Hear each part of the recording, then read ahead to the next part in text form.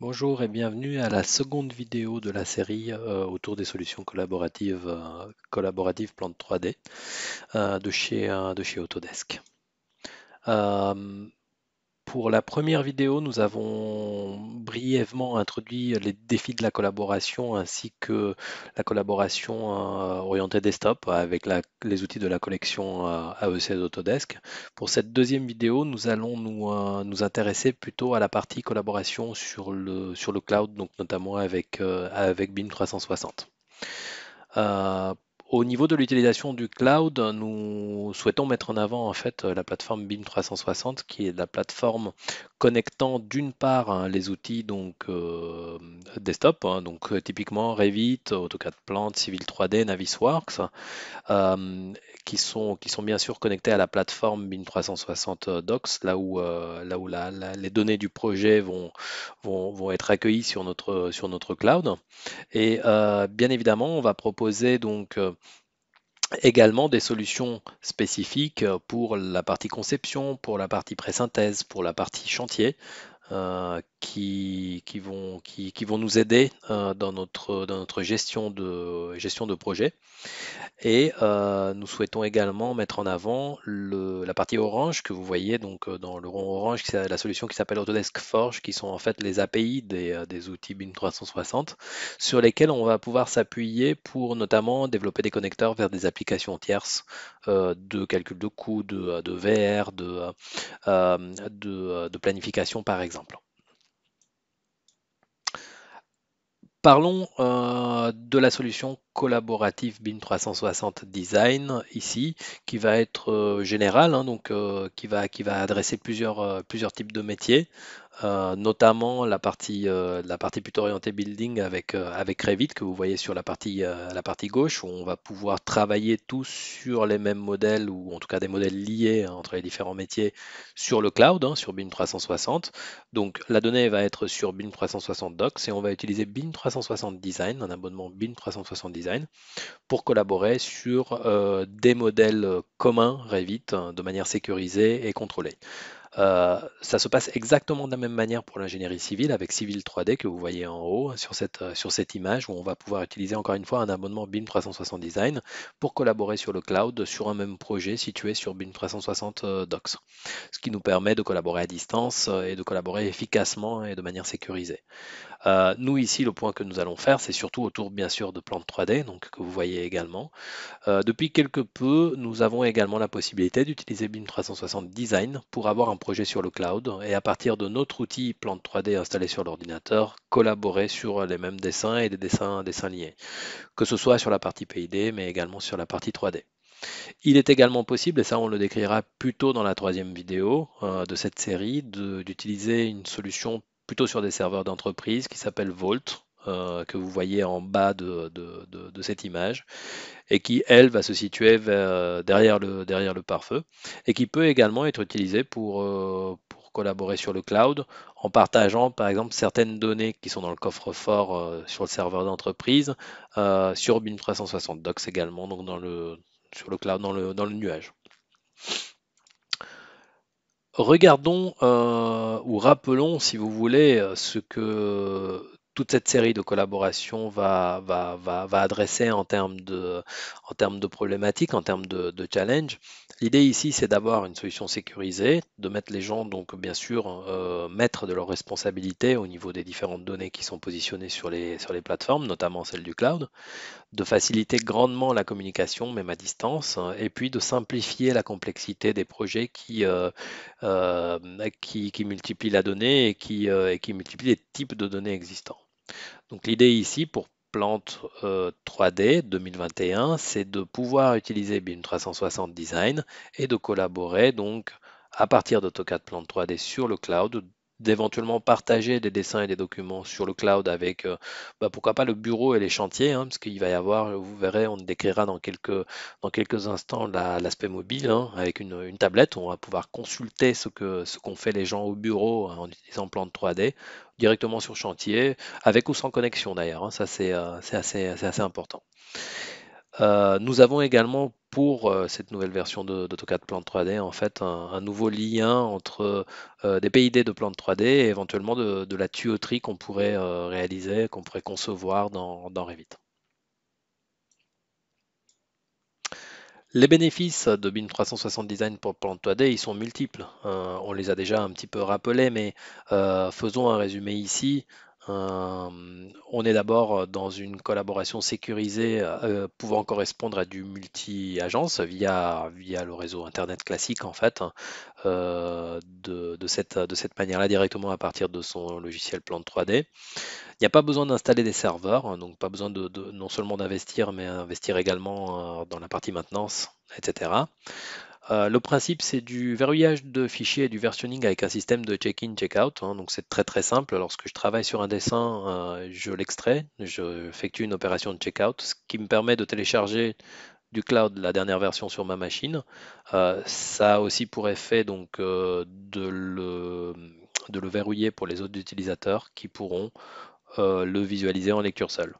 Une fois mon travail terminé, je le sauvegarde en local et j'effectue une opération de check-in, c'est-à-dire un archivage en français, ce qui me permet de mettre à jour le modèle sur le cloud, unique source de vérité pour tout le monde, et de le libérer pour que d'autres puissent l'extraire et le modifier.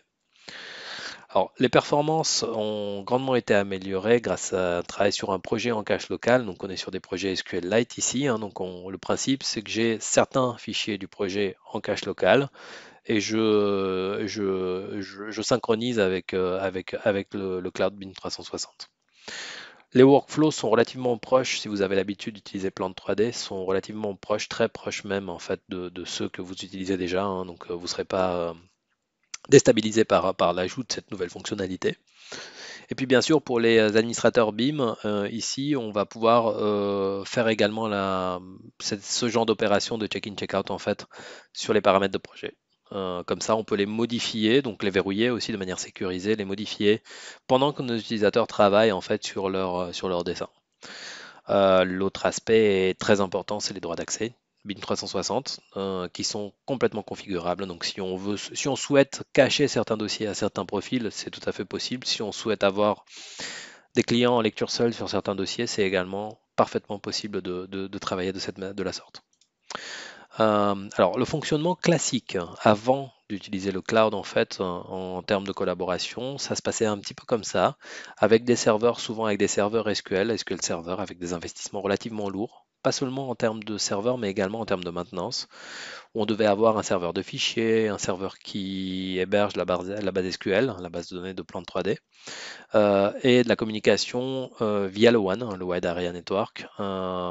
Et si vous voulez, les utilisateurs de l'agence B ici sur cette image n'avaient pas de fichiers en local, donc des temps d'accès relativement longs. Avec le cloud, ça simplifie beaucoup les choses puisque les synchronisations avec le projet local et celui du cloud permettent d'accélérer ces différentes opérations. Donc, les utilisateurs A ou B, peu importe où ils soient, en fait, dans quelle agence ou dans quel endroit, je dirais, ils vont pouvoir en quelque sorte synchroniser, donc sauvegarder sur le cloud et mettre à jour à partir du cloud en fait leur cache local. Et encore une fois, c'est très robuste parce que leur cache local ne télécharge pas toutes les données du projet, seulement celles dont on a besoin au temps T, y compris les XREF, notamment les fichiers liés.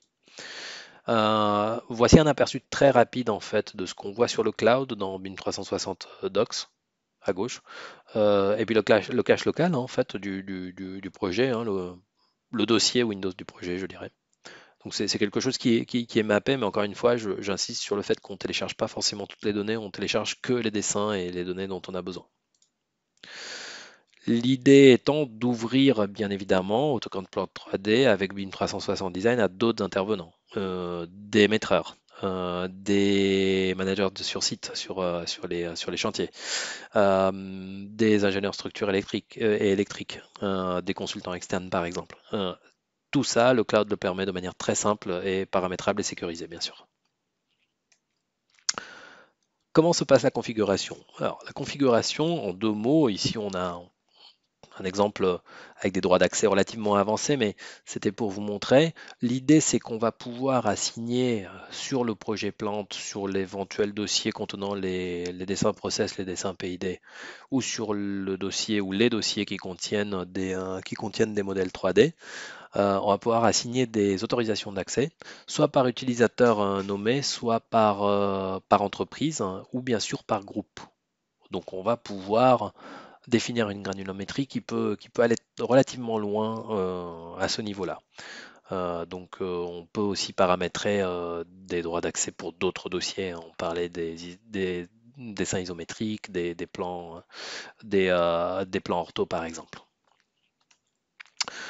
Une autre chose qui est très importante, c'est bien sûr lorsqu'on utilise la solution donc de BIM 360 Design pour Plante 3D, c'est de comprendre de quelle manière le gestionnaire de projet va afficher les différents statuts des fichiers. Donc il y a des icônes qui sont très facilement compréhensibles. Donc vous voyez la description ici. Le système nous met en garde si des fois le fichier local n'existe pas encore, donc il faudra le télécharger à partir du cloud. Si s'il nous est réservé, s'il a été checkout en anglais, et si on peut bien sûr le modifier, s'il est à jour, ou alors si on doit le mettre à jour à partir du cloud. Toutes ces informations sont disponibles directement dans le logiciel Plan 3D.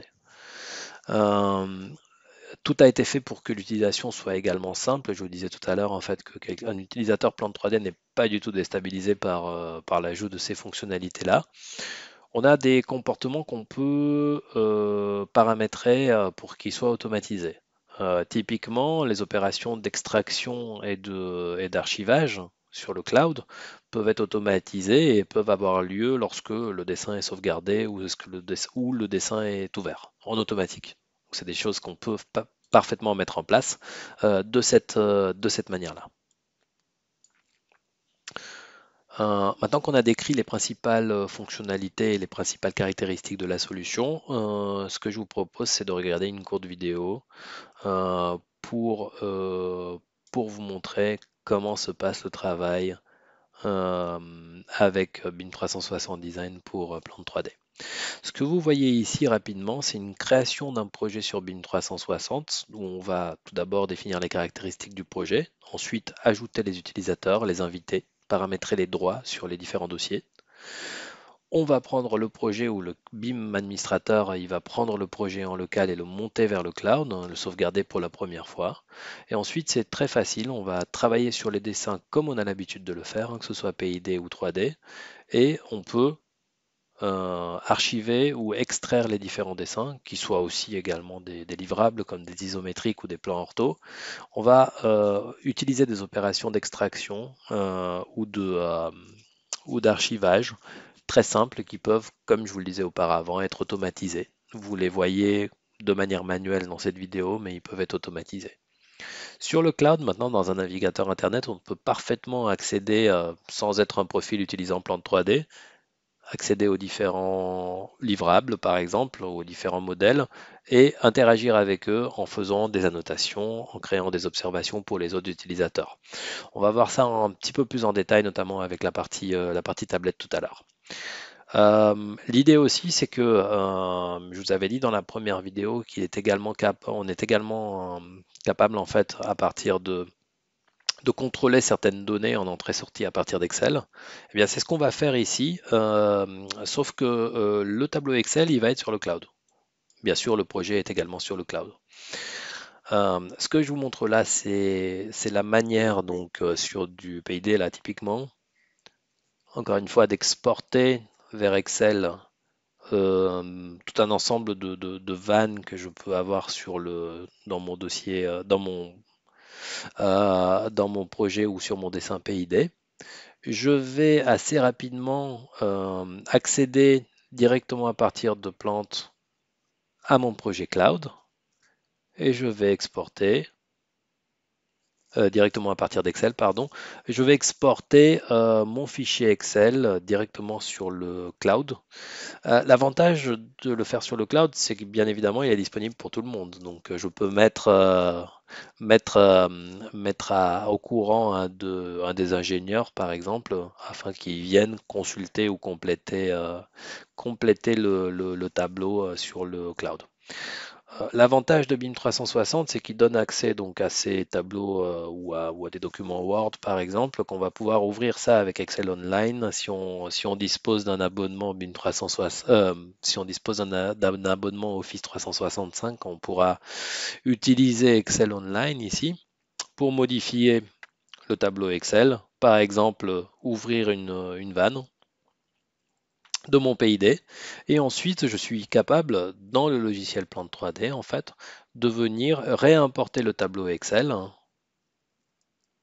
à partir du cloud. Cette technologie utilise un petit installeur qui s'appelle Desktop Connector et qui me permet d'accéder au cloud et aux informations de BIM 360 via mon navigateur Windows, via mon explorateur Windows sur ma machine. Vous voyez qu'on a fait l'import. Le changement impacte directement le PID, je peux valider comme d'habitude, accepter les différentes modifications ou pas. Je vois l'impact directement sur mon dessin PID. Et le fichier log qui est créé une fois que j'ai accepté les différentes modifications provenant du tableau Excel et en local et également poussé sur le cloud via le petit outil qui s'appelle Desktop Connector. Vous voyez ici qu'on a notre fichier log qui a été mis à côté justement du tableau Excel. Donc, conclusion, le cloud est utilisable non seulement pour les projets plantes 3D, mais également avec tous les documents qui peuvent graviter autour, type des tableaux Excel ou des documents Word ou des PDF. Ce que je souhaitais vous montrer sur la prochaine vidéo, c'est de quelle manière on va pouvoir aller sur site, faire des observations et analyser les différences. Donc ici, ça va impliquer les applications mobiles, iOS ou Android de BIM 360, qui sont gratuites, hein, pourvu qu'on ait un compte BIM 360, un abonnement. Et puis, Plante 3D, bien évidemment, on utilisera également un navigateur web. Alors, regardons ça de plus près. Là, ici, je travaille sur ma tablette, hein, sur ma tablette Android. En fait, j'ai accès au projet Plante 3D hein, en direct aux différents dossiers qu'on a bien voulu me mettre à disposition. Donc, typiquement, là, je travaille sur un PID qui d'ailleurs peut être téléchargé lorsqu'on a de la 4G ou du Wi-Fi, par exemple au bureau, pour partir et travailler en mode déconnecté avec la tablette sur site. L'idée étant qu'on va pouvoir regarder ici le dessin PID, faire une observation sur une vanne par exemple. Il suffira d'ajouter bien évidemment un titre. On pourra paramétrer son statut et le suivre dans un historique complet. On pourra également ajouter des photos, vous le verrez tout à l'heure, et on pourra l'assigner en fait à une personne ou un groupe de personnes ou une société avec une date d'échéance, ce qui nous permettra également d'avoir cette personne qui reçoit des rappels par email.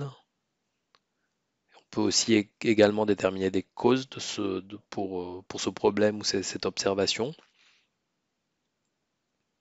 Et on peut faire également la même chose, donc on vous l'a montré sur un dessin PID, mais on peut le faire bien évidemment sur un modèle 3D.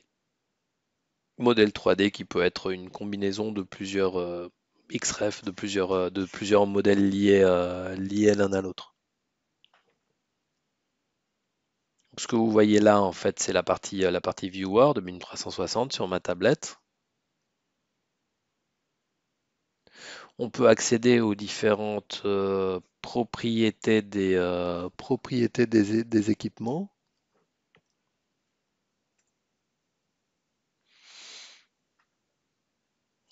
On peut également accéder aux différentes propriétés des éléments. Vous avez pu voir passer le centre de gravité, les poids, les caractéristiques des diamètres, etc. Et on va pouvoir assigner des observations propres à des objets en 3D, là pour le coup, euh, qu'on va pouvoir assigner aux différents intervenants du projet, soit des individus, soit encore des entreprises ou des groupes. Ce qu'on va pouvoir faire également, donc là je l'ai fait, je l'ai fait sur cette fondation de cuve, c'est de pouvoir prendre une mesure, prendre une cote, changer d'unité. On peut ajouter également une photo à l'observation. Là, ici, moi, j'ai fait une capture d'écran de ma prise de cote pour pouvoir illustrer une observation qu'on a, qu'on a créée sur le système. On va pouvoir ici ajouter la capture d'écran qu'on vient de prendre de la mesure qu'on avait faite. Et donc, peut-être de retour au bureau, ou en tout cas avec un accès à une connexion Internet, on va pouvoir utiliser par exemple un navigateur Internet comme Chrome, par exemple, ou Firefox, pour consulter les différentes observations qu'on nous a fait sur site. Euh, donc de manière très simple. Donc, tout d'abord sur le dessin PID. Donc l'observation était liée à un point spécifique du plan et faire la modification demandée ou ce qu'impacte l'observation. Par exemple, modification un numéro de vanne. Donc la faire directement dans le projet, dans AutoCAD Plan 3D, avec éventuellement un ajout de commentaire suite à cette modification. Comme ça, on garde la trace, hein, on gère la traçabilité de toutes les modifications et les observations en fait. Une fois sauvegardée cette nouvelle version du dessin, on va pouvoir aller donc sur un navigateur internet, sur le cloud, et comparer les deux versions et voir ce qui a changé. Donc ça peut être réalisé par un profil qui n'a pas du tout euh, participé ni à la création ni à la résolution de cette observation. On va pouvoir très facilement, en zoomant sur notre plan PID, vérifier les modifications. Donc là, ici, en 2D, ça va être plutôt une comparaison de versions graphiques, mais vous verrez qu'en 3D, on va pouvoir avoir une analyse un peu plus poussée. Maintenant, de retour sur cette observation, sur ce problème, on va pouvoir le clôturer. L'idée ici, c'est bien évidemment d'accéder toujours à la même donnée, peu importe qu'on se connecte via un navigateur Internet, une appli mobile ou AutoCAD Plan 3D. Voyons maintenant ce qu'on avait affecté sur un modèle 3D via notre tablette sur site. En un clic, on arrive au bon dessin, au bon modèle 3D. Et bien sûr, le système va nous zoomer sur l'élément sur lequel a été appliquée l'observation, qu'on va également pouvoir gérer, consulter, regarder les propriétés de l'élément, là en l'occurrence un coude, sur lequel on va faire une vérification de classe de tuyauterie. De retour dans le plan de 3D, on va ouvrir le dessin correspondant. On a une prévisualisation disponible qui nous permet de comprendre quel dessin on ouvre notamment, de quel dessin il s'agit. On va vérifier la classe de tuyauterie sur le 10 coude.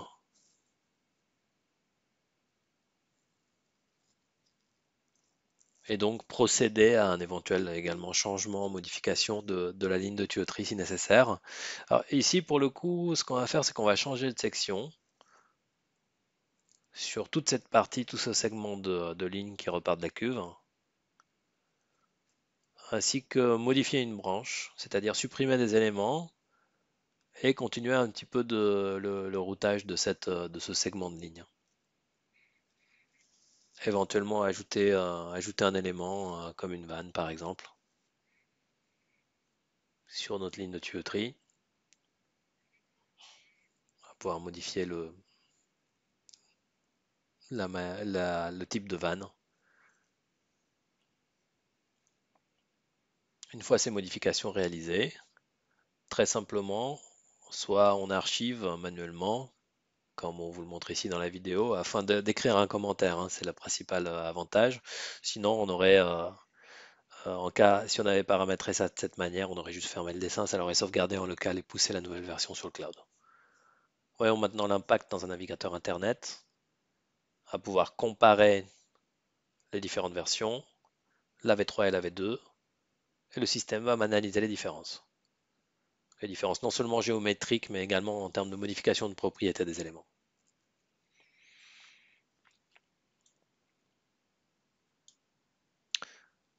Ce que je souhaitais vous montrer dans la vidéo suivante, c'est bien sûr euh, la partie circuit d'approbation du module Document Management, appliquée donc à des documentations issues d'AutoCAD Plan 3D ou gravitant autour d'un projet ou dans un projet AutoCAD Plan 3D.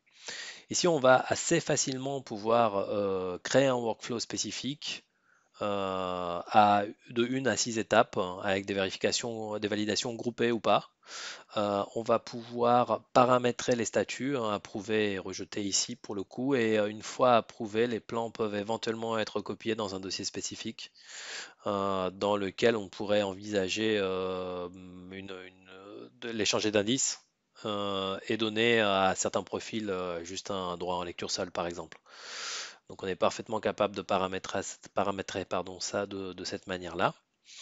Pour faire tourner des éléments dans un circuit d'approbation, dans un circuit de visa, on va aller sélectionner par exemple un modèle 3D, un dessin DWG 3D. On va utiliser ici le bouton soumettre à approbation, lui appliquer le workflow qu'on vient juste de paramétrer, hein. Donc c'est un workflow simple en 2 étapes linéaires, hein, sans vérification groupée. On va pouvoir ajouter d'autres documents, hein, de la plateforme, donc pas forcément des modèles 3D, mais pourquoi pas un PID, pourquoi pas une documentation classique, un document type, je sais pas, cahier des charges, ou ça peut être également le cas. Là ici on a juste fait cela sur un modèle 3D et un dessin PID. On va les soumettre au prochain vérificateur. Donc là typiquement je vais aller choisir éventuellement quelqu'un à mettre en copie de cette étape-là pour son information. Donc, s'il a accès à la donnée, il pourra la consulter. Donc, ces vérifications sont bien sûr suivies dans le temps. Vous avez pu voir l'échéance il y a quelques secondes. La personne peut accéder à la donnée pour peu qu'elle ait bien évidemment le droit d'accéder à cette donnée, hein, dans le dossier. Mais la personne peut accéder le groupe de personnes peut accéder à la donnée et vérifier donc tout ceci directement via un navigateur Internet. Encore une fois, je réinsiste là-dessus, mais on a accès aux propriétés des éléments. Ce n'est pas juste de la visualisation classique. On a l'intelligence des éléments, y compris sur le PID d'ailleurs, hein, parce que lorsque je clique sur un élément en ligne, sur une vanne, je vais pouvoir accéder également à ces propriétés telles que je vous le montre ici. On sait très bien que c'est une classe de tuyauterie CS300, que c'est la vanne numéro 371. Donc les métadonnées sont également présentes. Pour commencer le cycle d'approbation, je vais pouvoir juste cliquer sur le début. Je vais pouvoir éventuellement ajouter des commentaires. On a vu que je peux consulter la donnée, réagir dessus en faisant des annotations par exemple. Une fois que j'ai fini ma vérification, je passe l'ensemble des documents à l'étape suivante qui là pour le coup, comme c'était en 2 étapes, c'est la dernière vérification, la vérification finale, où je vais pouvoir ajouter des commentaires, faire des remarques ou tout simplement approuver ou rejeter les documents. Une fois approuvé, je vais clôturer en fait le cycle d'approbation, le cycle de visa. Et donc le système tel que je l'ai paramétré va aller me copier les données en fait dans un autre dossier que je peux considérer donc comme un changement d'indice. L'historique complet des différentes manipulations est toujours présent, en général pour les administrateurs, et je vais pouvoir voir dans leur dossier correspondant où ils ont été copiés les nouveaux plans validés, plans et modèles 3D. dans ce cas-là.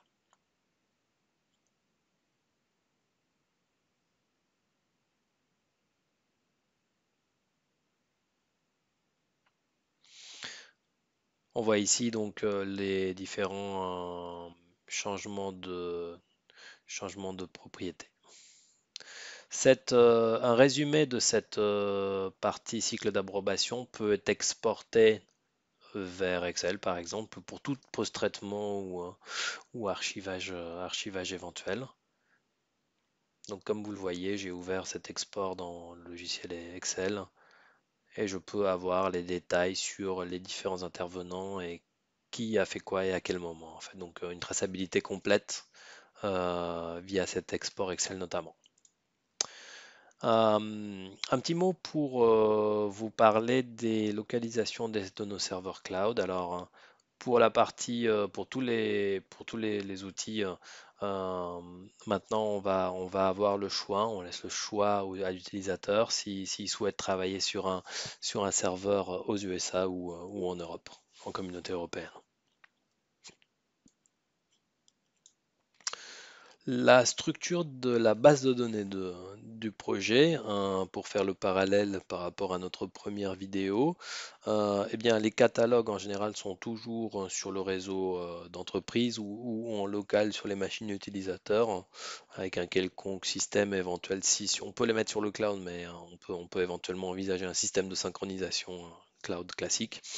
Tandis que les classes de tuyauterie, les bases de données du projet SQLite et les dessins sont plutôt en général dans le projet Plant. Et donc sur BIM 360, l'administrateur pouvant faire des opérations d'extraction et d'archivage de ces classes de tuyauterie pour modification, pour les faire vivre tout simplement. Un autre outil qui a été intégré, dont je vous parlais au tout début, en fait, dans cette version de Plante 2021, c'est l'outil de PID vers Revit. L'idée, c'est de créer de la tuyauterie 3D dans Revit pour les utilisateurs qui le souhaitent à partir des dessins PID réalisés avec Plante 3D. Euh, donc, si le projet Plante est sur le cloud, on va pouvoir utiliser les PID créés avec Plante pour les réutiliser dans Revit pour créer la partie 3D. Cette fonctionnalité qui est relativement nouvelle avec cette version Plante 2021 n'est disponible aujourd'hui et c'est la seule qui n'est disponible que sur le serveur USA de BIM 360. Il faut également réaliser que ce qu'il va falloir faire, c'est réaliser des mappages, hein, des mises en commun en fait du service du fluide PID présent sur le PID et le type de système dans Revit afin que les deux systèmes se comprennent bien, ainsi que des objets et de leurs propriétés, hein. Donc il y a un petit peu de travail de préparamétrage à faire avant d'utiliser en production. L'idée, ça va être dans Revit d'ouvrir un dessin PID du cloud, du projet cloud, de modéliser les équipements. Alors, on a un suivi complet, c'est-à-dire qu'on va pouvoir voir ceux qui ont été placés, ceux qui n'ont pas encore été placés, ceux dont les propriétés ne correspondent pas, etc. Donc, on a un suivi complet, une historisation de l'avancement de la modélisation dans Revit. Et le petit détail, c'est que le projet Revit peut être sur le cloud ou pas.